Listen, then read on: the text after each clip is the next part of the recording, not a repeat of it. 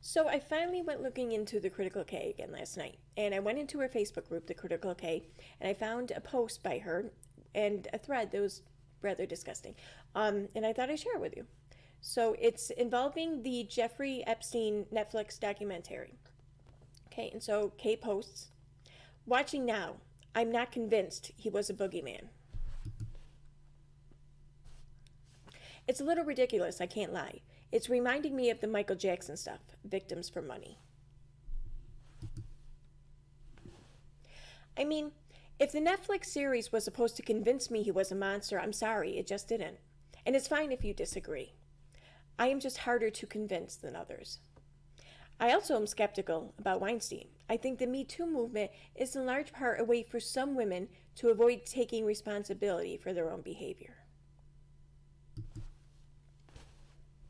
Rich and powerful men have been womanizing for thousands of years. You'd think these women are either ignorant of this fact or from another planet. You're 21 and beautiful and get invited to a billionaire's private island, and you get taken advantage of. Or don't get to become his favorite, so you get sour and invent a reality that suits your resentment. And suddenly you're a victim and not a harlot. Suddenly you're part of a social justice movement rather than a foolish young girl who disgraced herself. Which is better, victim or fool? I'm thinking that if given the choice, they would pick fool over victim like any day.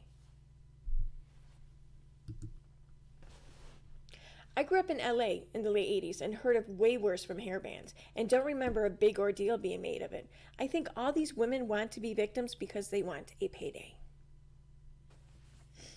I didn't see one person in that so-called documentary that claimed or proved they were age 12 when they were victimized by him.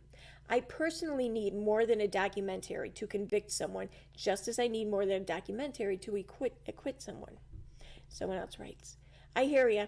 I've been following this for quite a while. Have you seen his deposition? There were apparently two 12-year-old girls involved and have heard this before this documentary."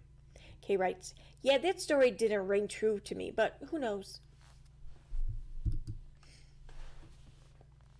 And these girls are by Epstein, so he's not a scapegoat in that respect. He's a pea-bastard that abused hundreds of children. Kay writes, "For all you know, he didn't do anything of the sort. See, this is what I always try to teach people. You can't just believe something because it is claimed with tremendous emotion and enthusiasm. We can't lynch people based on mere accusations. Human nature being what it is, these girls have a lot of reasons to join the victim bandwagon, and they all smell like money now that he's dead. On the other hand, where there's smoke, there is fire. Did he do some unsavory and illegal things? It appears so. Is he the first, last, and only? Hardly. So all the focus and sensationalism around just one man to the point of building him up as a superhuman boogeyman seems to be a large masquerade for a greater cover-up." Okay, I've also followed his story for years. These chicks talking about the island in episode 3, they were 21 and 22. They knew what they were doing. Tell me why they're victims. Calm down. You don't have to be so emotional over this as if you yourself were a victim. A Netflix show isn't a trial. The story about the three 12-year-olds wasn't believable to me. It just wasn't. Someone writes, "I know, right? Maybe the production company had some inside info." Someone else writes, "Some of it seems believable to me, and some of it isn't. Like the ones telling the same story, that seems rehearsed." Kay writes, "Yes, it came across rehearsed."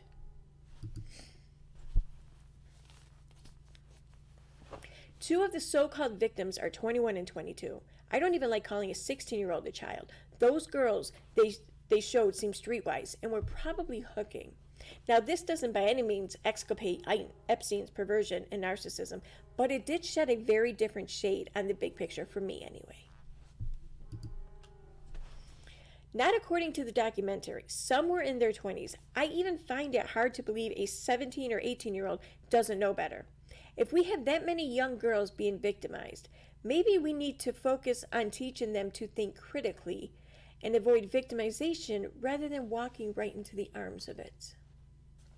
You know, the shit that she said about Chris Watts I thought was about as low as one could go, but she's proven me wrong with this thread. Let's face it, these girls in the documentary all came across as scheming to me. These are streetwise girls, in my opinion, in Palm Beach, and they knew what going to his house meant. They wanted the money, and now they want more. I found it completely unconvincing, I have to be honest. And I don't place much stock in the Me Too movement. And I feel this documentary was made to champion that social justice movement. At what point do we ask women to take responsibility too? You're 21 and you agreed to go to this man's island to massage him. Does she hold no responsibility to herself? The answer to that is to not even get involved with him. It seemed to me, anyway, that most of these chicks made the choice for money. That's where we need to put energy. Those girls who don't believe their value is more than that.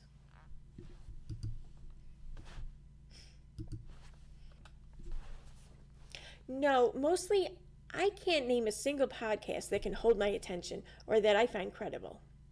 As I said, a podcast isn't a trial. There is a reason there was no trial. What would have come out of a trial? I think super rich, self-made men are often targets for schemes. Not saying that is the case here, but people get dollar signs in their eyes, particularly the dollars of others, and they will say anything and fabricate anything. Do I think he's a weirdo and a pervert? Yes. So are a billion other men. He just had the money to buy whatever he wanted, whenever he wanted. Do I think that kind of money and power draws leeches and desperate individuals? Absolutely.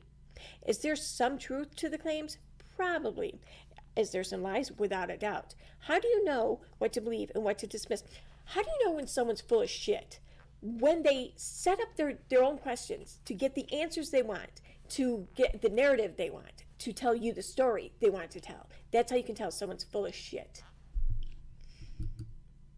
And yep, that's the end of the thread. So yeah, and I found this after maybe less than 5 minutes of searching in the group. That's pretty sad. I'm afraid of what I might find in the future now. So, but thanks for watching. Well, you seem like you need some counsel because you seem really upset. All right, you done. Goodbye.